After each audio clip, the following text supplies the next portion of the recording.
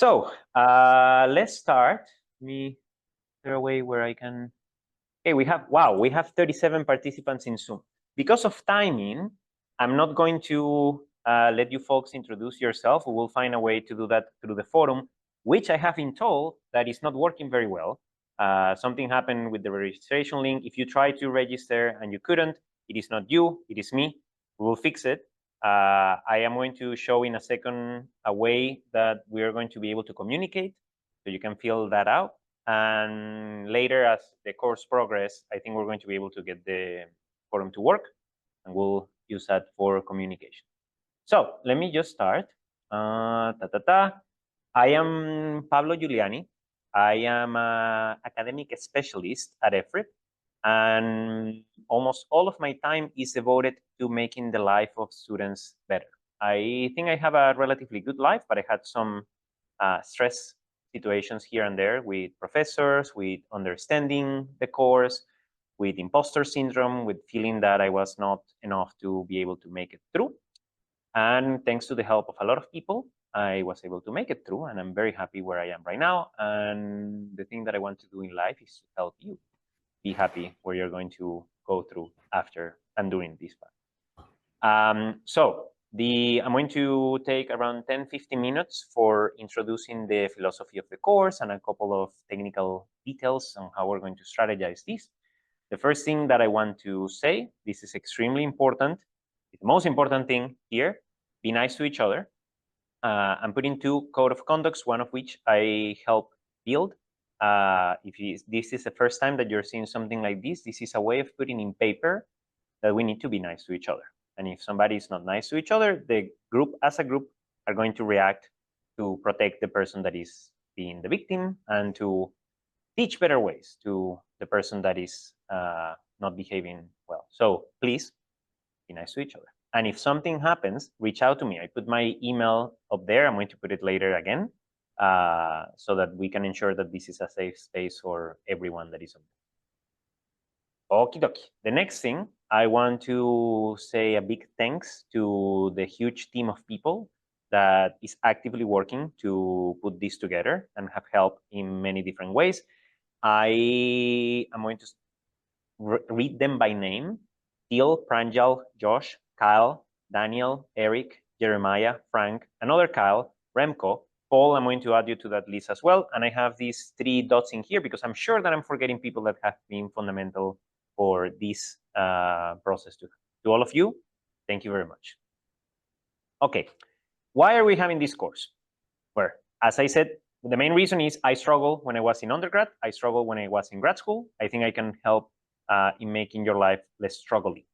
But for a more big eye view, bird view of the situation, we want to create a strategic planning that grabs people from many, many different backgrounds, pass them through the education system, in this case, through MSU, but I'm sure that this is a spirit from many, many places, that then you can thrive during that process, and then you can go and be part of the trained workforce that is going to do amazing things.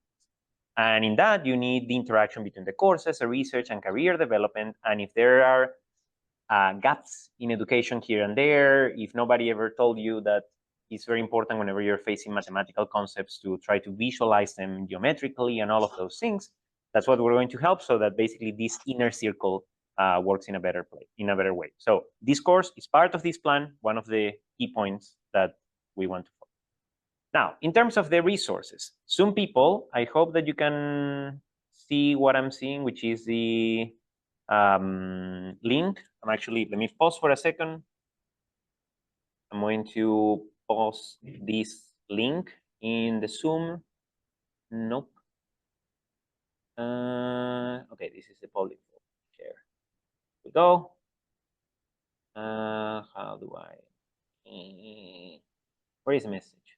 All right. So this is a public drive folder for the resources that we're going to be having. I have a private folder for the resources and things that we're still developing. In there, you're going to have these slides. In there, you're going to have my email, and you're going to have some of the resources that we're going to use. So I just put it on the chat, and anybody that is here in person, you can either take a picture or you can approach me afterwards, and I will give you. You need to recalibrate your Zoom again because I you're happen, saying the same thing happened. Yeah. Well, thank you, Paul. I will try to remember. So I'm just going to put them like this and not in presentation mode. I think that's easier. So the folder link, it has the resources. Two other things that I want to highlight is the forum that we're going to use to communicate and say nice things to each other. As I said, it's currently not working, the registration. We're fixing that. So for now, don't worry about it. But also we have this GitHub repository that is going to be full of resources that can help you both in understanding what we're doing here and later. For example, let me show. This is for what we're going to be discussing today. It's a guide resource on derivative, integrals, and Taylor series that my friend Josh Wiley has been putting together. And it is extremely well done. It's going to guide you through some of the coding part. I will talk about coding in a second, but it will have nice animations that I don't see animations because I will have to enable them. That might be. No, that's okay. We're working on it. But take a look at the resources. This is going to help you later if you lost your way and you need to check out how derivatives works. And really, the animations that Josh made are outstanding. I'm very happy with them. Okay. Now, let's talk about the course structure. We're going to be meeting Mondays and Wednesdays from 1:30 to 3 p.m. Starting today to August. Share all of the materials that we have, the folder, the GitHub, the forum, the resources with anybody that you want. If it's somebody that you know, you can, of course, also send them the Zoom link. I am purposely not putting the Zoom link in the folder because this is going to be a public thing that everybody can access. And we have robots from the internet that I would prefer if no random person just connects, that at least is not associated with somebody. But if it's somebody that you know, please invite them through this. The lectures are going to be recorded, so at the end we can also share. The objectives of this course. I envision 3 objectives in no particular order of importance. I think the 3 of them are equally important. The first one is to empower you with your science identity. I want to help in making all of you feel like, heck yeah, I'm a scientist, I'm an engineer, I'm a physicist, I can do these things. I can understand difficult concepts. I can communicate with peers. I can come up with theories and experiments and anything else that we need to do to advance human knowledge. The second one is to give way paths, maybe you should have put pathways, to be able to understand concepts. Whenever you're sitting there and the professor in class is talking about something extremely abstract, and you start having this nagging voice in your head telling you that you're never going to be able to understand this because this is too complicated, that you see in this course the different handles that we're going to show on how to move that heavy rock when you're not understanding something, and that you can apply it by yourself such that you can approach problems. And the third one is to cover critical concepts that are part of the foundation in math, classical mechanics, and quantum mechanics for the undergrad physics audience, such that whenever you go to grad school, if that is the case right now, or if it's going to be later, you are prepared and you have that critical mass of knowledge that you're going to. Those are the objectives. I'm going to talk about these 4 things. Before that, is there any question? Are they either in person or in Zoom? Okie dokie. Everybody's having a blast. By the way, for in-person folks, I brought chocolates. So if you want chocolates, please feel free to grab as many as you want. Some people, I'm sorry, I haven't invented ways to sharing chocolates with you, but later, if you come and visit us, it will be a pleasure. Okay, 4 things that I want to say for how the course is going to go. We're going to try our best to have an in-class activity every class. This class, we have actually 2 in-class activities that we're going to play. So that way it's not going to, I can talk for a long time. So that is one nice way of breaking up the lecture. Otherwise, I will be monologuing for an hour and a half and nobody's going to. Second, in terms of homeworks, I'm going to call them playgrounds. I am borrowing and kind of inventing this notation from somebody that I heard from a dear friend at Florida State, whose professor was calling their quizzes celebrations instead of calling them quizzes. And I think that is a fantastic thing. There is a lot of power in how you name something. So instead of thinking this as homeworks, which in your head, it might be associated, maybe you're like Hermione Granger in Harry Potter, and you're like, yay, homework. Or maybe you had bad memories associated with stressful homeworks. That is not the idea here. We're literally going to call them playgrounds, and it's going to consist of a playground in where you're going to play with some of the concepts that we discussed in class. If you want. If you don't want to, you don't have to. This is not graded.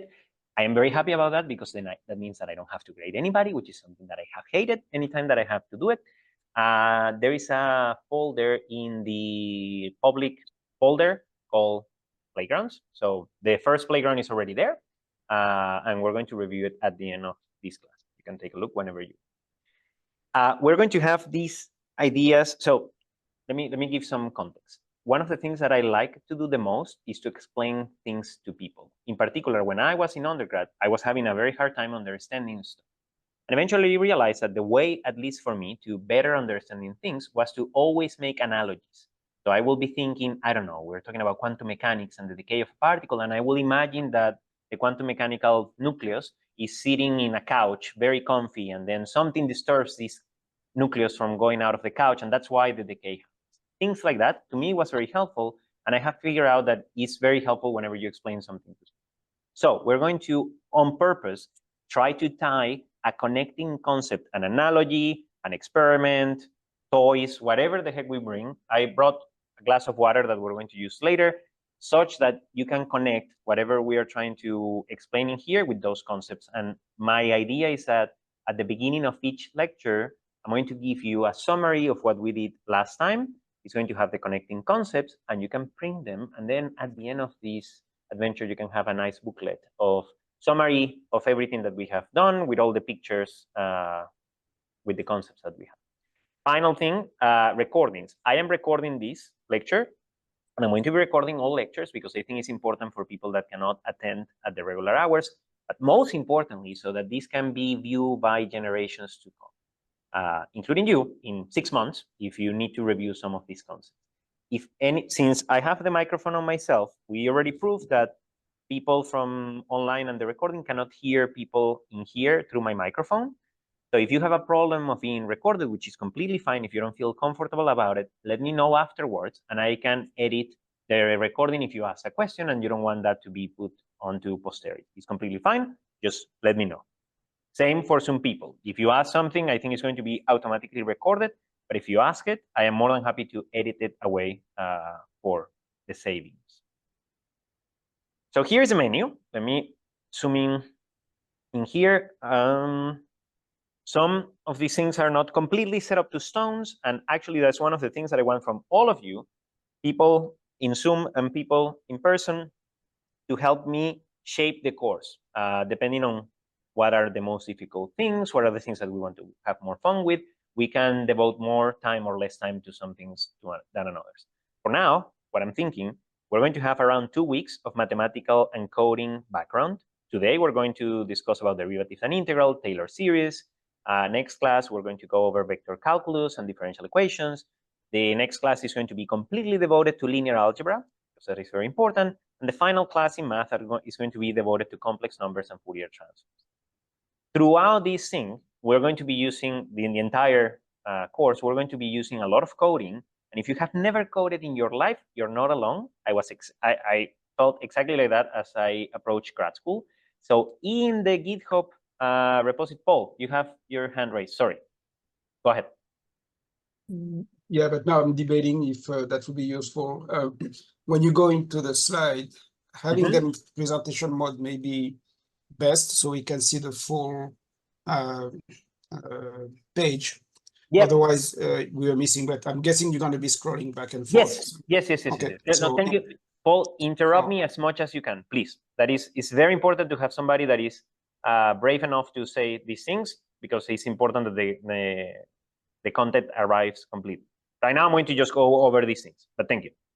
Really appreciate it. So if you go back to this thingy, to the GitHub repository, you can come in here to these online guides, and we have put together with Daniel Lay, one of the people in the team that is helping, a YouTube video that you can come and check out in here.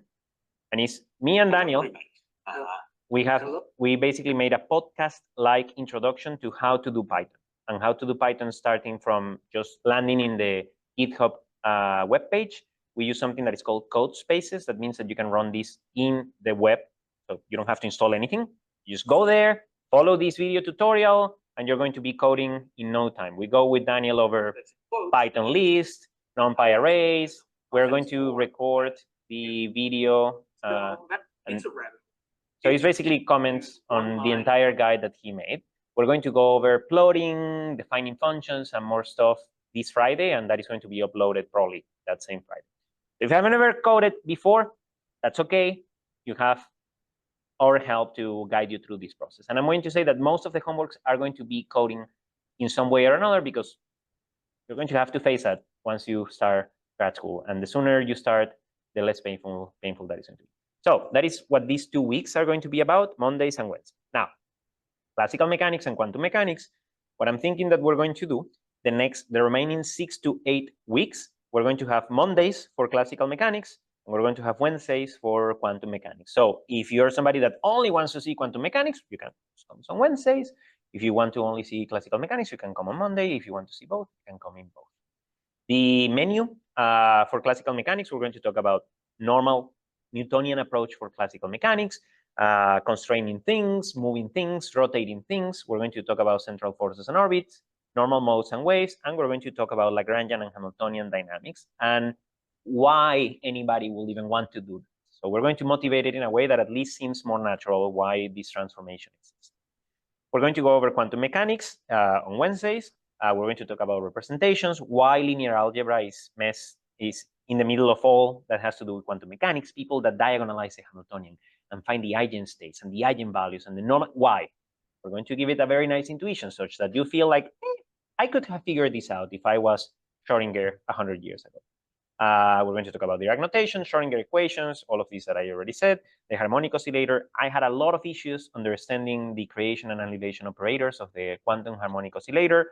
We're going to make it seem very natural, and we're going to have good discussions about it. We're also going to talk about angular momentum, spins, groups, all of that stuff that seems confusing at the beginning. Finally, we'll probably discuss some scattering theory and perturbation theory if we have the time. Okie dokie. So this is our menu. Now, and I realize already I am 5 minutes behind schedule, but that's completely okay. If we cannot finish Taylor's series today, I am going to be very happy to at least have shared all of this week. So now, the thing that is very important, I'm going to request everybody here, if you don't have to, but it will be very useful. If you can scan, so the lower one is the homework. This one, let me put it on the chat for our Zoom friends.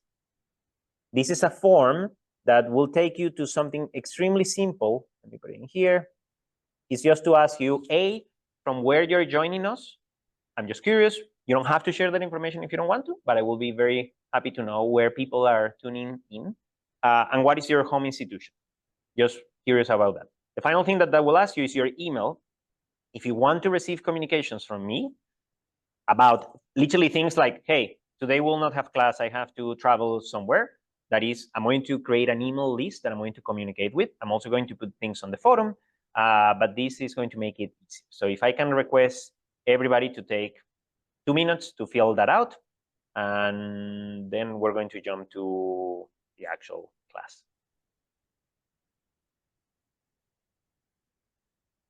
Is there any questions from anybody from Zoom or from in-person folks? I see. Can we have the microphone? I can always repeat the question. So ask a question and there we go. I'll be the microphone tester. Just a short logistics question. There's a few days that I know I'm going to be gone for other commitments. Should I let you know those ahead of time?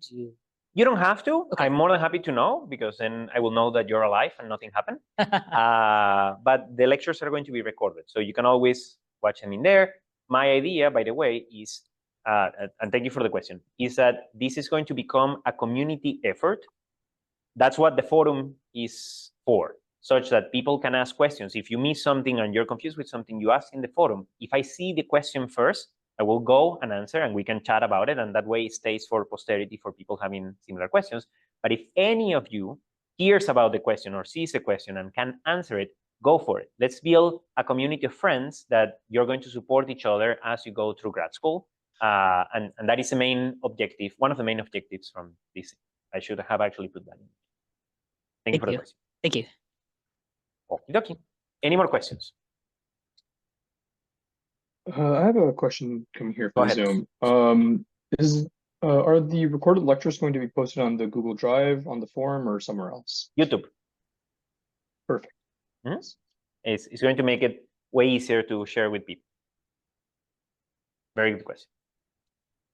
Okay, so we're going to start with a discussion about calculus. That is the next thing that is in my list. And after that discussion, we're going to take a 3-minute break so that everybody can go to the restroom and stretch and everything. I'm going to be doing stretches in front of all of you.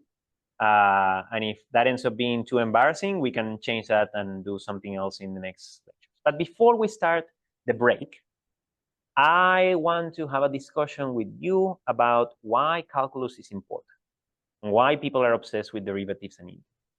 And I'm going to follow what my professor in undergrad told us whenever we started our adventures in calculus. His name is Alfredo Rios, incredible person, was one of the best teachers that I have had. What he did, what I'm about to do exactly right now. I want all of you to take a minute to think of all the inventions that humans have made before the 1600s. Take 10 seconds to think about that.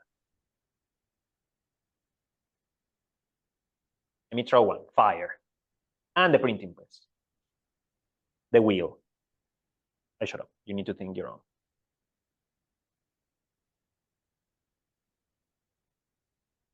Okay. Anybody wants to volunteer to say another one?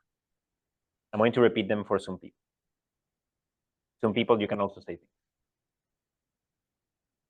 Writing. Yes, writing is an invention before the 1600s. What else? The sextant and the compass. The compass. Yes, agree. Lauren. People? We invented people?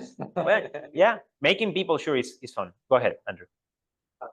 Gunpowder. That is true. That was before the 1600s. What else? No? I see. Furniture. I agree. That is an invention. Anybody else from Zoom? Steam engines. Nope. I think no. I think that was after. Steam engines were. It was like. Sorry? Well, the ship. I see ships. Yes. So I might be. Oh, here is. Oh wow, my Zoom folks are very prolific in these inventions. Perfect. By the way, important. If you send me a message and it's a sensitive message, people in here can see it. So just be aware of that. Okay. So I see a lot. Now I want you to think after the 1600s. Okay, steam engine was invented in 1606, so that I was right. Yay! So let's think about after the 1600s.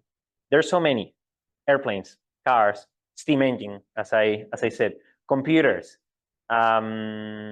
computers but smaller that can call each other, satellites, rockets, more awful weapons. Anybody can mention any other that I'm missing? Video games, cinema. The reason for that explosion is because of calculus. It's because we figure out how to put these things together. And that is what has driven an exponential increase in human inventions for the last 400, 500 years. That's why we teach that. That's why it's extremely useful to describe basically almost everything. So it is 1:58. We're going to come back. I'm going to leave the Zoom open and I'm going to still be here, but I encourage everybody to take a 3-minute break, walk around. We're going to be back at 2:01. And then we're going to go and do some derivatives and integrals. Exactly. Yep. Okie dokie. So we're going to come back to stuff because it's 2:02. We have 1 more minute. Okay, let me share my screen. We're going to go over derivatives. As you can imagine, see if this works. Okay, is everybody in Zoom can see my screen? Yes. Yes. Perfect. Thank you so much. Everybody in person can see my screen? Do this.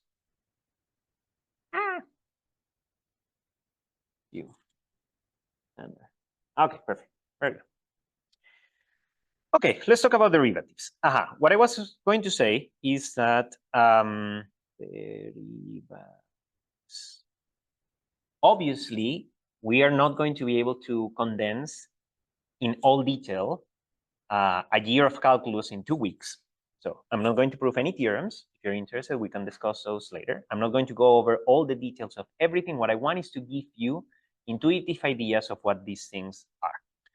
Most likely, you have heard things like, oh, the derivative is the slope of a function or the rate of change of a function. And derivatives are many things. Among others, indeed, you can visualize them as an infinitesimal rate of change of a function. So for example, here I have a function f of x. It's actually completed this way. This is my function f of x. And if I'm interested in talking about the derivatives in here, a way to visualize that is to say that it's going to be the tangent line that passes through that point and has the same slope, the same rate of change as my function instantaneously or in an infinitesimal around location around that value of x. Here x, and this thing is f prime of x. And we're going to loosely define this thing as a small change on f divided by a tiny change on x.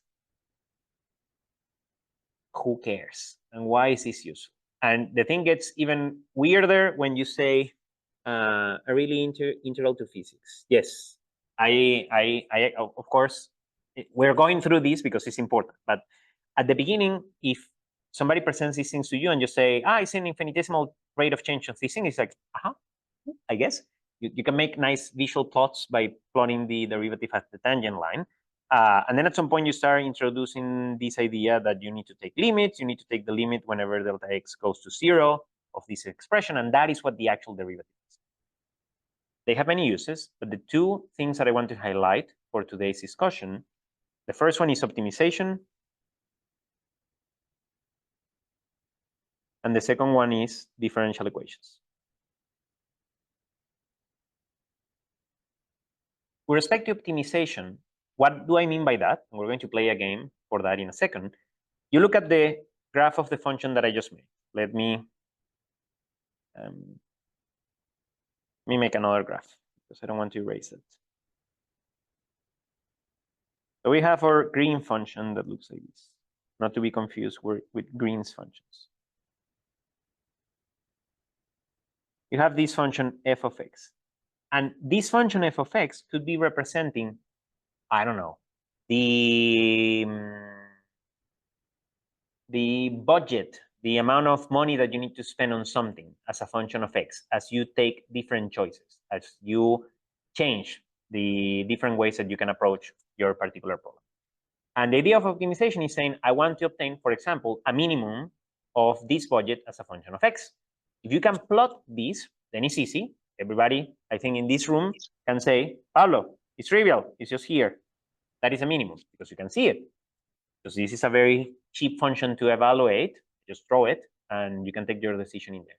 If this thing has 20 control variables, and you're trying to optimize with constraints as well, like I want the minimum, but the minimum such that x is bigger than blah, the thing becomes very, very complicated. And derivatives are a natural way of going around that problem. Anybody knows why? Some people can also say things. Why derivatives are useful for optimization? It's not a rhetorical question. Okay? We're going to build this together.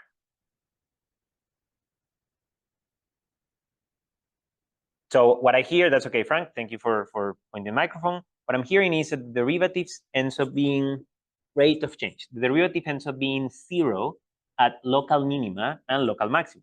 So for example, in this particular case that we're plotting this function, let me try to make a smoother version. In this particular case that we're plotting this, if you were to zoom in here, we're going to talk about that in Taylor series in a second, you see that the instantaneous rate of change at the minimum is 0. That means that if I am here and I move in x by a tiny bit, the value of y, this amount, this delta y, is actually very tiny. If you send delta x to be 0, y is literally not changing. That is what it means to be in a maximum. Think of it as if you were on the bottom of a valley or on the top of a mountain. At the top, you move a little bit to the right or the left, your height doesn't change that much. The thing basically looks flat. So then you can write an equation in where you say my minimum or my maximum has to be such that f of x prime at that location is 0. And this is an equation that you can write and you can try to use to find what are the minimum and the maximum of your particular function. The example that I was having, let me see it in here, 3x squared minus 2x plus 1. So imagine that you have the function f of x equals 3x squared minus 2x plus 1. And you don't want to graph this. You don't want to have to plot this function to try to find where its minimum is. Well, you take the derivative. That most of you probably already know how to take derivatives. If you don't, there is a nice Python guide in the resources that we were discussing that guides you through the process of how to take derivatives of functions. But in here, you will obtain that f prime of x is equal to 6x, because these 2 comes in here, multiplies the 3, minus 2, because the derivative of x is just 1, and the derivative of the number 1 is 0. So this is my function. If I'm trying to solve for this equals to 0, I obtain that x is equal to 2 over 6, which is 1/3. So I already know that this function, it has only one minimum. Why do I know that it has a minimum? Well, the x squared term has a plus in here. That the detail doesn't matter. But if I wanted to find the minimum of that function, this is what I need to do. I have a way more complicated function of many variables and constraints. We're going to go over some of the tools that you can use for that. That is a vector calculus part that we're going to discuss next week. But this is the first thing that I want you to think whenever we're thinking about derivatives. Make sense so far? Any questions? Now we're going to play a game. Before we play the game, Zoom people, any questions? Okay, so for the game, because I want you to have, as I said, I want you to have a visual representation of what these things are, these connecting concepts. No questions on your end. Okay, thank you so much. I want to volunteer from the in-person folks in here. We're going to play a game, and we're going to put the video for that. Who wants to volunteer? Except you, my friend, because you know the answer to what I'm going to ask. Come here. So I'm going to ask of you that you stand in the middle of this thingy and you repeat your name. Jay. I'm sorry if I forgot. I have hidden a present for you in this room. And we're going to play a game in where you're going to start moving around the room, and I'm going to start telling you colder or hotter if you're getting close to the present or away from the present. The present is a tiny card.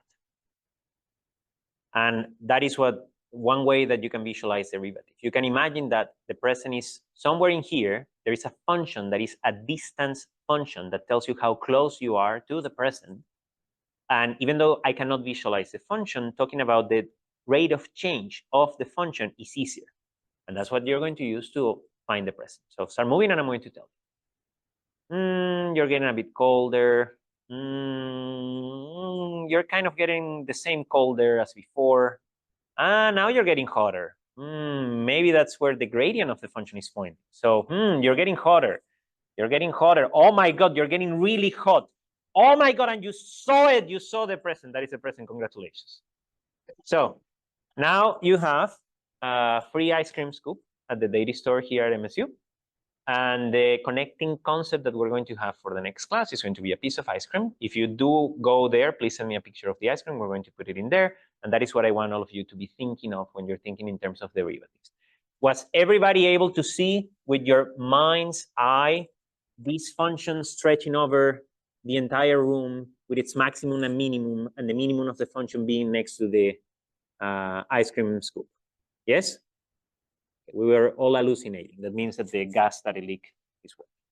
Perfect, fantastic, very happy. Sorry, some people, I will eventually make a video game that we can play together. Ah, perfect, Thomas was able to visualize. Okay, so let me go back to this thing, and now let's talk about differential equations, just as a brief concept. The second reason, beyond optimization and you being able to get free ice cream, that I think that derivatives are useful has to do with the idea of differential equations. If you have seen this already, many of the problems in physics that we encounter have to do with solving differential equations. Why? Newton's law is a differential equation. Whenever you write F is equal ma, you should be writing F is equal to the derivative with respect to time of the momentum. The momentum is a function that depends on time.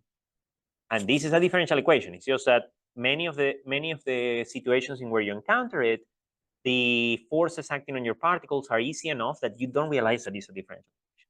Whenever you write Schrodinger's equation, I always mess the sign. D at dt, is it minus I h bar of psi x and t? This is equal to h psi of x and t. Don't worry if you don't know the details of what this means. The part that I want you to focus on is that there is a time derivative. This is a differential equation as well for the wave function of your part. And so forth with many other equations that we have in physics, they seem to always come, or most of the time come, as differential equations. Why? Anybody? Let's spice it with Zoom people first. Anybody from Zoom wants to unmute yourself or type it in the chat on why this happens?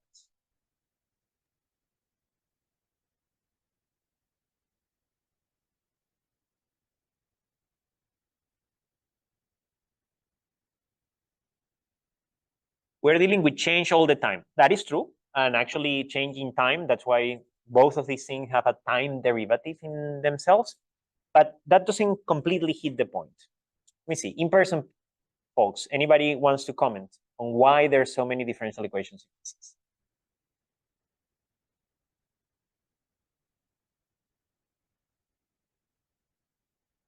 Differential equations give us the ability to quantify variables in terms of other variables. Yes, but that is true also for normal equations. I could write equations which doesn't contain derivatives. Change in the system frequently depends on the state of the system. That is getting closer to the mark. And that is for differential equations. Andrew, now you're an expert on how to quantify that. In-person folks, anybody wants to say anything before I spill the beans on what I think is the important part about differential equations? For me, it has to do with the fact, I'm going to call this a fact, that we are very good or better at talking about the change of the system, either in time or with respect to other things. I can have a differential equation for temperature. For example, I have how the temperature of a rod changes with respect to the position that you are measuring that rod. And in many of these situations, it's easier to describe how the system will change locally, locally meaning spatially locally or time locally, like for a small change in time, how the system will change slightly, than to describe the entire way that the system should change macroscopically from time t0 to the time t final. We're very good at pointing out the rules instantaneously. That's what gives rise to these differential equations. Whenever you write something like this, you're saying my system has these forces, and I know that instantaneously these forces are going to change the momentum of my particle in this way. Does that give you already how the particle is going to move everywhere? No, you have to solve the differential equation to get that solution out of it. But that's one of the other reasons why derivatives end up being that. Okay, so now we're going to do our second in-class activity. Let me stop in here. You all are going to have 5 minutes to do this playground, and then we're going to have 5 minutes in where we're going to go over the how it is. Let me share my screen. This is the other thing. So in-person folks, I recommend that you take a picture of this. Some people, I am sending you this thing through the chat. Is 2:17. 5 minutes puts us at 2:22, and then we're going to discuss it. I'm checking my timing.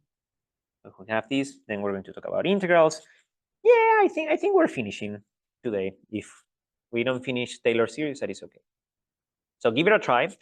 Everybody here was able to take a picture of this because I'm about to switch to the form so we can see it. I actually have not completed this playground. This was made by Josh.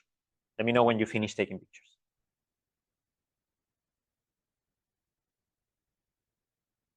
Oh. Okay, well. No, you shouldn't. No, this should. Oh my goodness. Okay, let me see.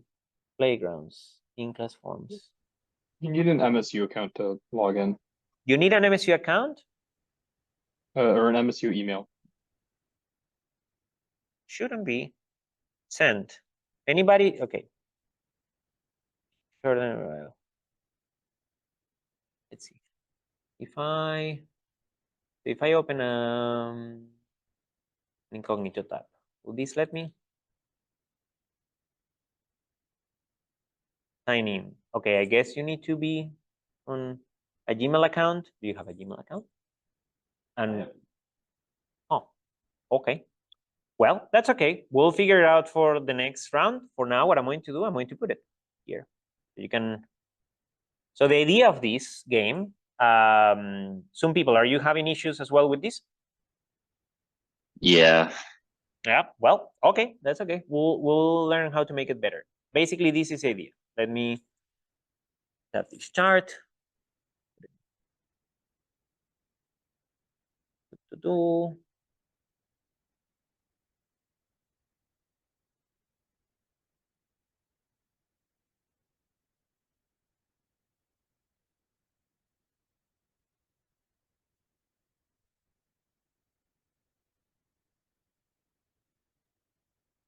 so let me share my slide. Let me make sure that we're doing the thing correctly. Okay, so everybody should be seeing my slides. The idea is Josh has prepared for us 4 plots of 4 functions, well, 3 functions, that are showing the position, velocity, which is the first derivative, and acceleration, which is the second derivative. And your job is to try to match, it's a puzzle, what goes in where. Eventually, for Zoom folks, we're going to have breakout rooms. It's just that I was not able to master that in time. I recommend in-person people that you team up with somebody next to you and you start discussing and see if you can put these ones together. We're going to give it 3 more minutes and then it should work now. Okay.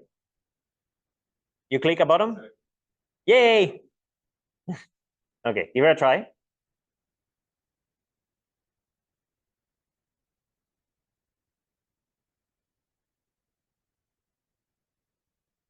And this is a in-class playground. This is not a homework. I was able to submit it. Yay, fantastic. Congratulations, Sumut and Brendan. Okay, let's see. Actually, I have no idea. This is a position.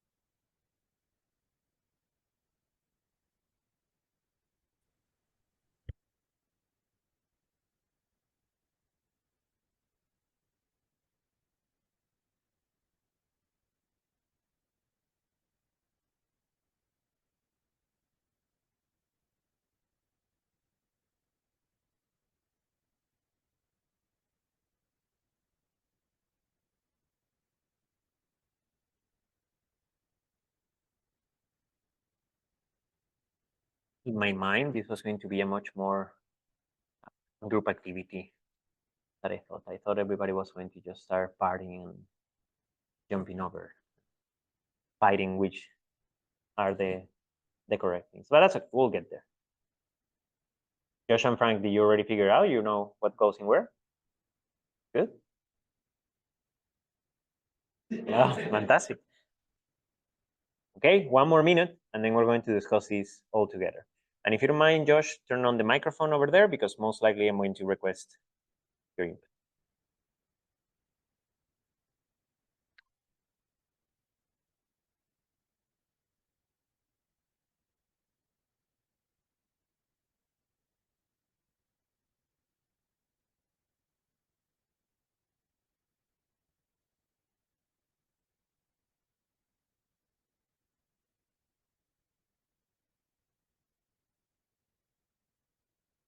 Okie dokie. Let me share my this thingy again. Okay.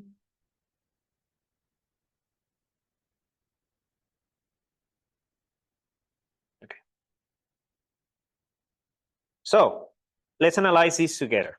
I'm going to go over exactly. So the way that this goes is this is my first function. We need to go down. So for the first function, let me.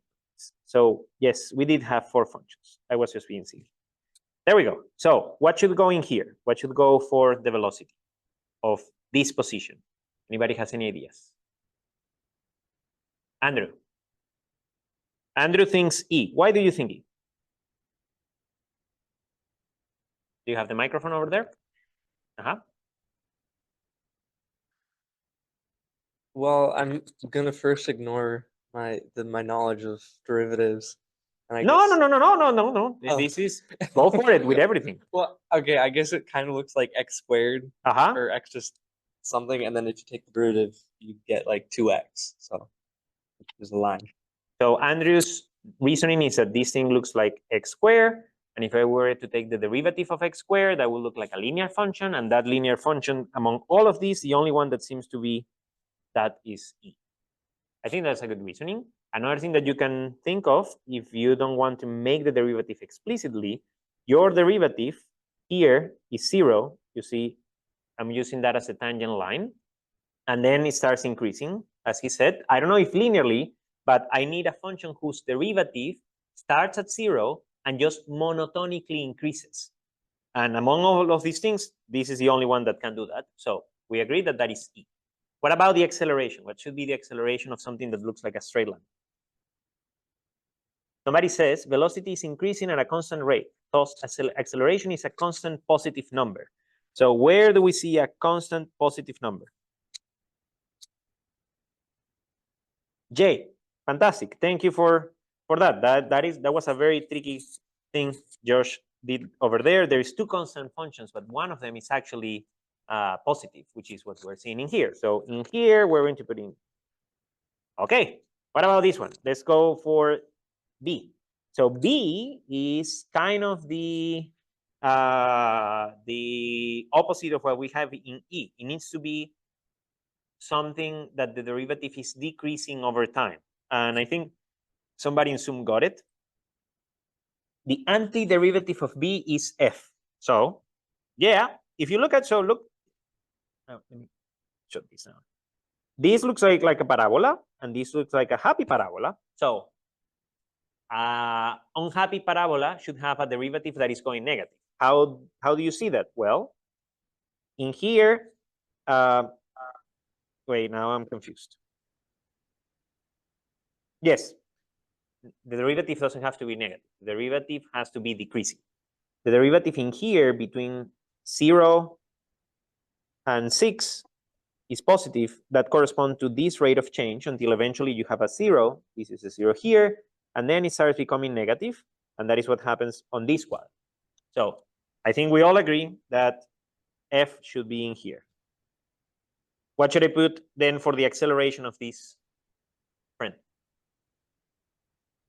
The derivative of B is G. What do you say, Andrew? Also G, and everybody follows the same reasoning. The exact same thing, but negative. Thank you, Josh. So we're going to put in here G. Okay, what about C?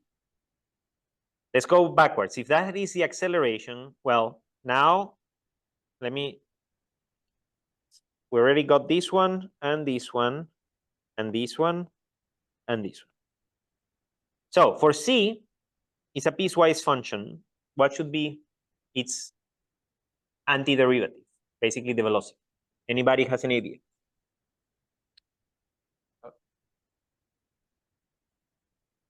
Thank you for passing. I'm going with in-person folks. Yay. The person, not the answer. I think it's K. So Jay thinks it's K, and this is going to be very confusing because Jay thinks it's K. I'm just playing with your name. Okay, K.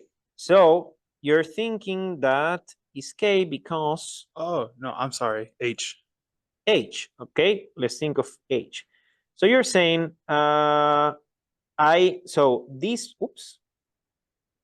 this derivative seems to, so see that the acceleration here is 0 for a while. That means that the derivative itself shouldn't be changing over time.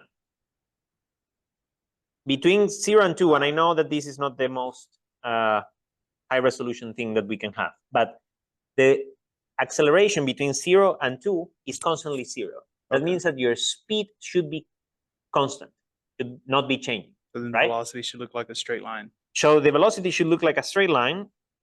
And I guess that leaves us either this one or this one. Yep. But then the acceleration has a peak. So you start speeding up. So your velocity should increase. This looks like that versus the other one does. So I agree, it should be I. And this is the last one that we're going to do together. You're going to have to figure the last one on your own. What about then the antiderivative of this function? Who should be the position in there? Position graph for C is H. So somebody's thinking H because see that in here, okay, I need another color. Let's pick brown. In here, I have a negative derivative that is a negative velocity. That means that I'm going down, and I'm going down at a constant rate for a while until eventually I start having a positive speed. That means that I'm going to be going up. And then for a while, it's going to be constant, which I guess is this part. So yes, I also agree. This should be H. Josh, is that correct?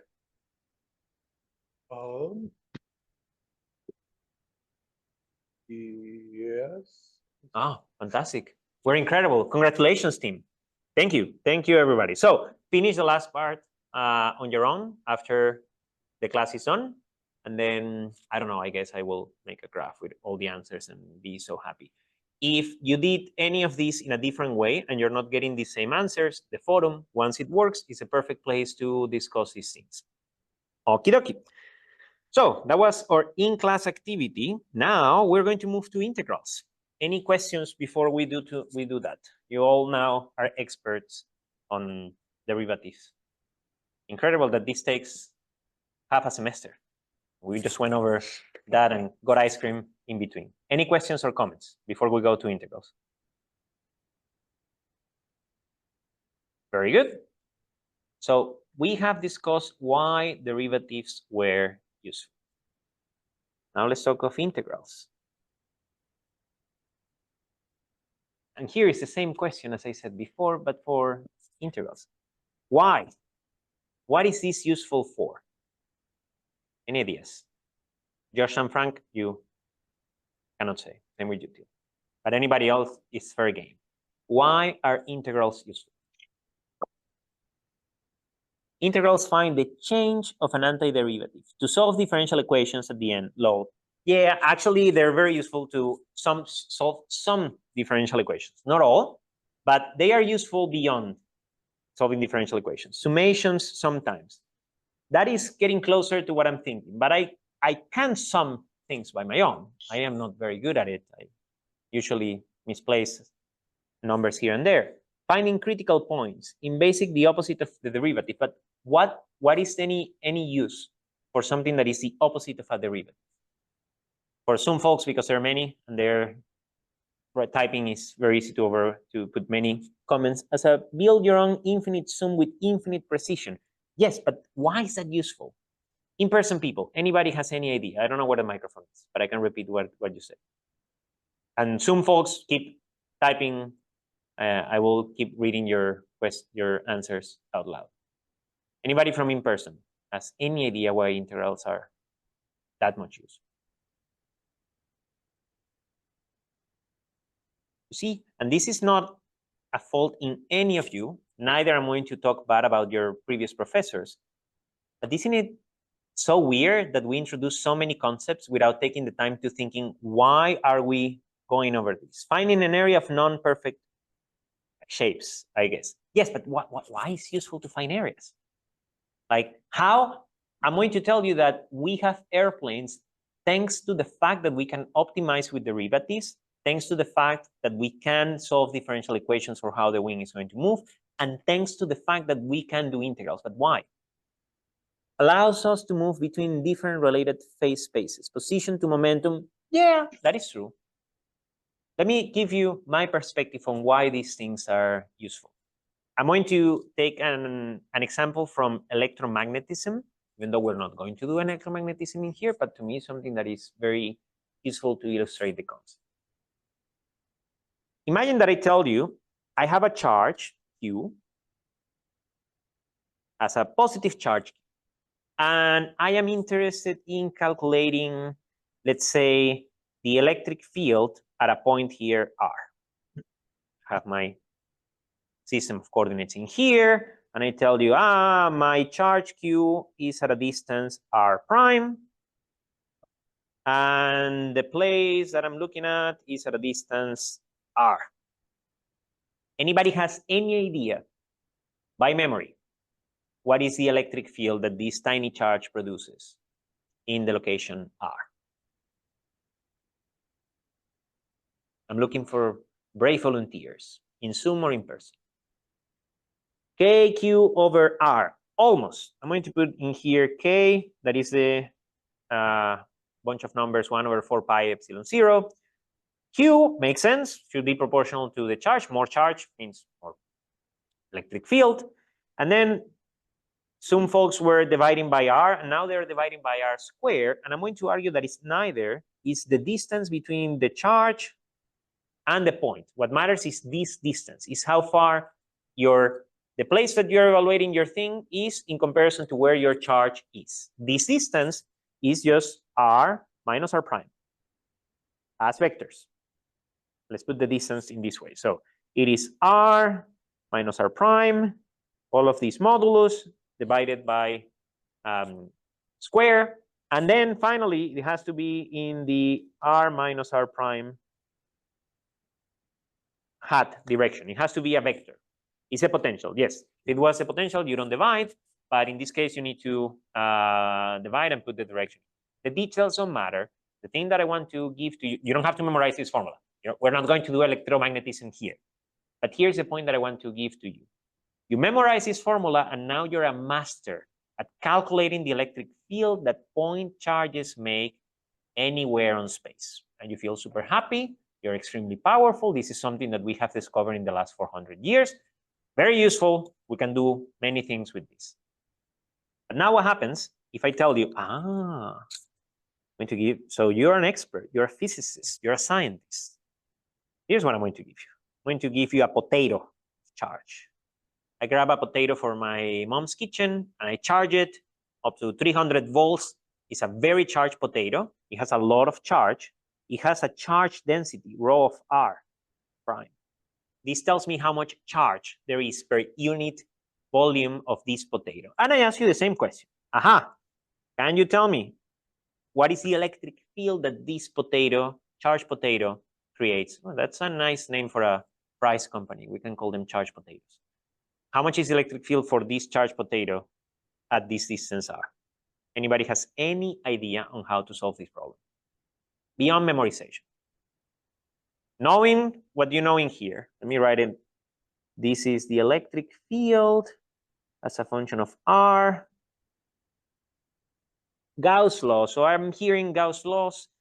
Yes, yes and no. For Gauss law, we're going to need to have some symmetries that this potato doesn't have the symmetry. So I am giving you the electric field that a point charge produces, and I'm asking you, what do we do with the potato? Any other ideas? And some people, if you want, you can just unmute yourself and talk. I see Joshua is raising his hand. Josh, go ahead. Yes, hello. Hello. You pretend the potato is made up of several point charges, and you add up all of the contributions of those potato point charges to the point of interest. I think that is a fantastic observation. That is exactly what I'm thinking. So we're going to zoom in, and we're going to look at our potato. Let me clean it a little bit. We shave the potato. We're going to think, well, I have no idea what is the electric field of the potato. But If I were to divide the potato in many cubes, I'm not going to draw them all, but use your mind's eye to extrapolate and think that I have many tiny cubes. They're not infinitesimally tiny. They are tiny cubes. They're making up the potato. Now, all that I have to do is to say, let me grab one of those cubes. Let's paint it with pink. And this little cube, I can approximate the electric field that this is creating at that location. That is something I know how to do. It's the formula that is up there. So then I'm going to say my total electric field is going to be the sum of all the tiny electric fields made by each one of these cubes.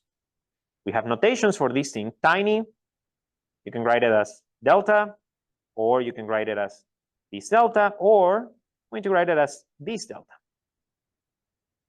Let me put a vector. This is telling you that the total electric field is going to be the sum of all of these things. In the limit in where you take the cubes to be so tiny, they're even smaller than atoms, this thing becomes an integral. The symbol of an integral is an S for sum. And you're going to be summing all the tiny electric fields that are making up your cubes, and the addition of all of these things is going to give you your total final object. That sounds fantastic, but the problem is this requires you to sum infinite amount of things, each one infinitesimally small. So the idea sounds great in theory, but how are you going to even compute this object? Now, if there was a way in where you can actually evaluate this stuff, then you got something extremely powerful in your hand. You're actually able to compute the contribution on infinitesimally small things into a finite macroscopic stuff. And that's what one of the most important theorems in science and engineering comes in. It's a fundamental theorem of calculus. It's telling you this thing that seems impossible, really, I want you to think of what I'm saying. I'm going to add infinite amount of infinitesimally small things. This thing that seems impossible, actually you can do it, and it's related to derivatives. The thing that you end up finding is that if you're trying to integrate a function f of x dx, that means adding the contribution of all of these tiny pieces that this function is giving you, or the area under the curve, if you want to think it that way, all that you have to do is to find a function g such that g prime is equal to f. If you're able to do that, you won. You can evaluate this thing that seems to only the gods should be able to handle that amount of power. It can be yours if you're able to do anti-derivatives, which is integration. Make sense? Any questions on this?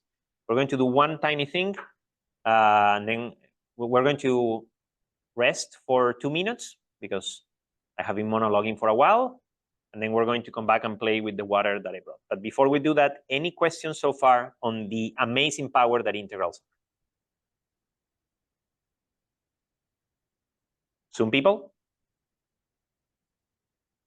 I'm going to scratch this, and we're going to... Okie dokie. So it's 2:41. We break for 2 minutes, go to the restaurant, let's say 3. We come back at 2:44. And then we have 15 more minutes to finish the lecture. I'm going to put in here, fundamental theorem of calculus. Okay, break time. Up to it. Okay, so it's 2:44. We're going to do the last thing that I want to do with integrals. And then we're going to check out the playground for next week. And then all of you are free. You can go and eat as many fruits as you want. So, because I want to have an association, a connecting concept with integrals, we're not going to solve it in all the detail. And since I didn't prepare this, I actually don't remember exactly how to do the integral. That's why I copied it from Wolfram. But what I want to do with you is I should have started with this. I have a cylinder in my hand that we're going to try to calculate. I'm going to show it to some people in a second on the camera. But we want to calculate the volume of the cylinder. And then we're going to see how correct we are. So basically, I have something that looks like this in my hand that I stole from the theory area at the lab. Don't tell anybody. This thing has a radius r, and this has a height h. My estimates that the radius is around 3.3 centimeters. And the height is around a centimeter. So we want to calculate how much is the volume of this thing. How are we going to do that? Using integrals. You can just go and search for the volume of a cylinder, but nah, let's try to have fun. So what you can do is rotate this circle. Let's try to first, this is a strategy. If somehow we knew the area of a single circle, some of you might know it, but we're going to calculate the integral. If you knew the area of a single circle, you can imagine that this cylinder is made out of a cake of tiny layers. I'm not sure how good I am at drawing, but basically slice this thing in many different layers. And if we can estimate the volume of each one of those layers, we can calculate the volume as the sum of all of those layers. So in order to do that, we first need to calculate the area of a single circle. How do you do that? Either you remember it by memory or you set up to calculate it using integrals. Are integrals useful to calculate the area under the curve of things? Is that why integrals exist? No. If anybody tells you that, please tell them no. Integrals are good tools to calculate the addition of many tiny effects into a big effect. Areas are one example of that thing, but integrals were not made to just calculate areas on the curve. But now we're going to use it to calculate the area under a curve. So let's calculate the area under a semicircle, and then we just multiply by 2. The equation of a circle is x squared plus y squared is equal to r squared. This is an implicit relationship between x and y.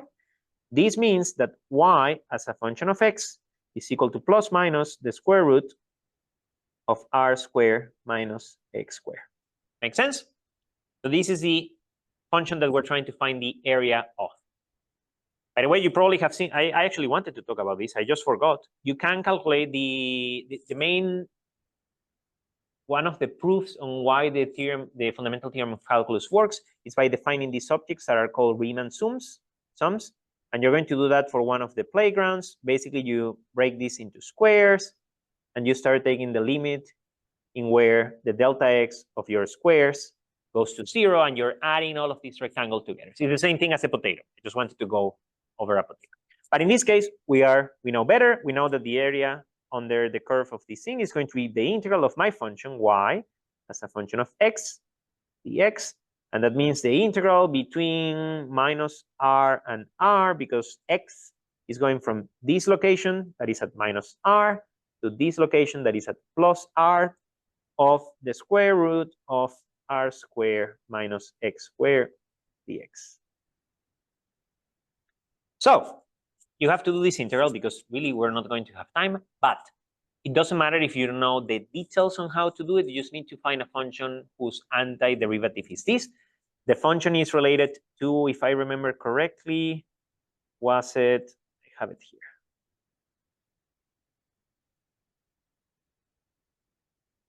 So you just need to massage this thing.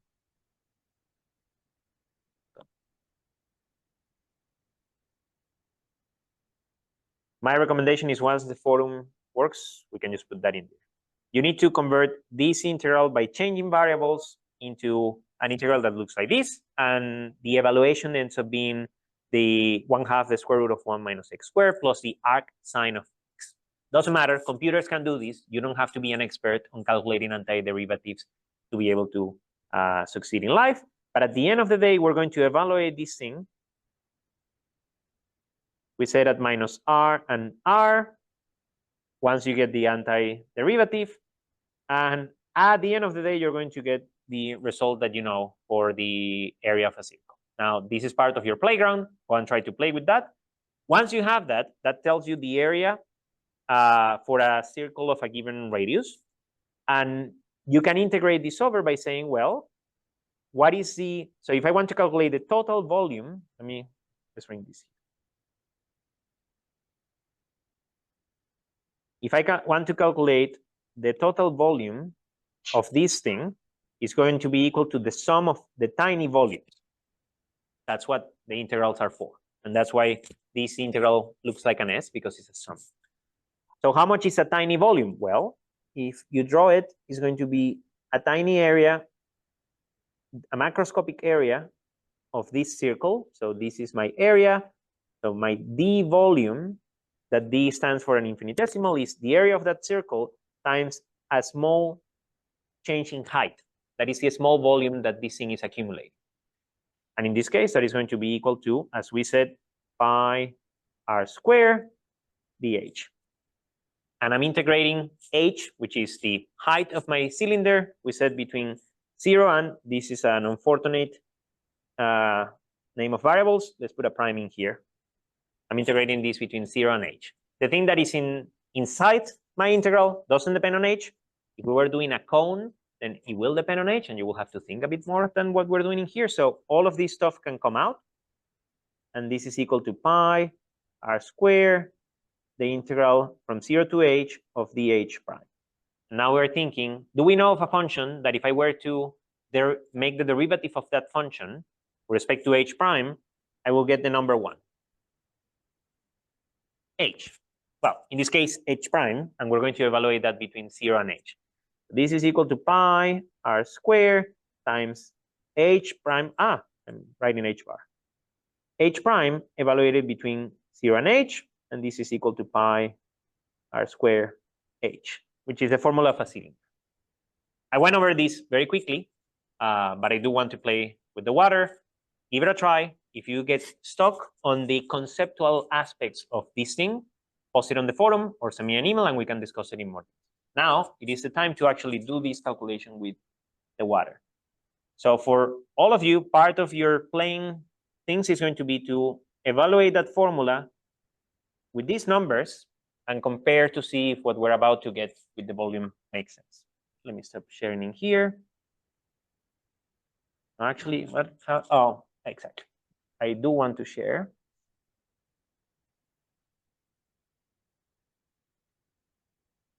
We have 7 more minutes. I'm just going to do this, and then we're going to look at the homework. Aha. Okay. Everybody can see my cylinder. Yes? We're going to get better at creating this thing. So Yes, I put yes, the we water. can. Perfect, fantastic. I put the water. Let me see if I can increase the contrast. Maybe to here. Okay, I put the water at 150 milliliters, and then we're going to drop. This is the cylinder that we were calculating the volume of. We're going to drop it and see what happens. And I really hope that I don't mess it up. And need to be careful. Okay, and the water has gone from 150 milliliters to, how much looks that? 175, 180, 182. Does that make sense? Do people agree with me? So that means like 32 milliliters. Okay, so by the Archimedes principle, and this thing is floating a little bit, so I guess we should take that into account as well. Well, it's not that bad. By the Archimedes principle, this should be around 32 milliliters of volume. Let's see if calculate by yourselves later. And let's see if it agrees with what we have done. With that, I'm going to stop sharing screen. We're going to look at your playground. Let me take this out of the water. Ooh, this way. Now let's look at the playground. Okay.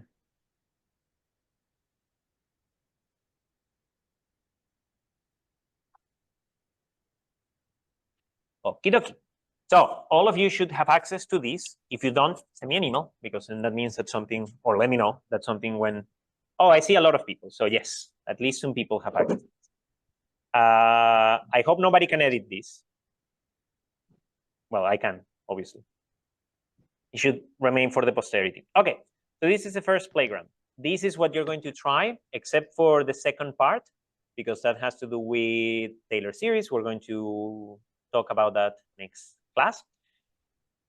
Try to create in code spaces using Python And if you have no idea how to start that, I said it, there is the online guide that you can follow. You're going to create your own numerical implementation to create the derivative of a function. And you're going to play with these three functions, sine of x, x squared, and the exponential of minus 3x. And try to see if your estimation of the derivatives agrees with the derivative that you can do by hand. How are you going to do that numerically? You make finite differences. That means you take a small change in your true function divided by a small change in x, make a table of all of those values, plot that, compare it to the actual plot of the function, and ask for help if you're struggling. That is the first part. The second part, with the same functions, you're going to do the same, but with integrals. You're going to try to create a function that finds the area under the curve of this thing by doing a Riemann sum. You're going to divide your function into tiny rectangles. You're going to add them all together. The computer is really good at doing that. And then you compare with the actual functions that you know how to integrate, or that you can find a way to integrate by hand. And what we can do next class is we can go over a couple of examples of anybody that feels particularly proud of their implementation and see how they. So question or part 2 of the playground, leave it for the next class. Part 3, I strongly recommend that you do this. This is a very important thing. We're probably going to sprinkle or play our playgrounds with this type of, if you want, beyond math and physics things, although I will argue that this is one of the most important things that we could discuss in math and physics. Listen to this podcast. It's around an hour. You can put it in your phone. You can walk around while you listen to that. I tend to listen to these things while I'm running with my dog, Iraq. This one in particular touches extremely important subjects about imposter syndrome, about something that is called the fixed mindset versus the growth mindset, where the fixed mindset says that people are either made up for doing science or they're not, and you need to be a genius to do these things, something that I and many folks around me strongly believe is not the case. And we believe on, go ahead, Paul. Oh, I thought you wanted to say something. We believe in a growth mindset in where this is a skill and you can train it, you can get better at it. And as you progress, you're going to feel that way. So strongly recommend it. We can, in the first 10 minutes of next class, we're going to go over the things that we did, and we can also share our perspectives on this. With that, I ask anybody for any final comments. If you have anything that you want to add, either in Zoom or in person, before we go.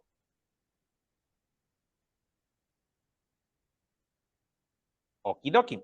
I'm going to see you on Monday next week, and we're going to go over vector calculus and differential equations. It was a pleasure to do this with you. Have a fantastic rest of your week. But Hi, double some check. people.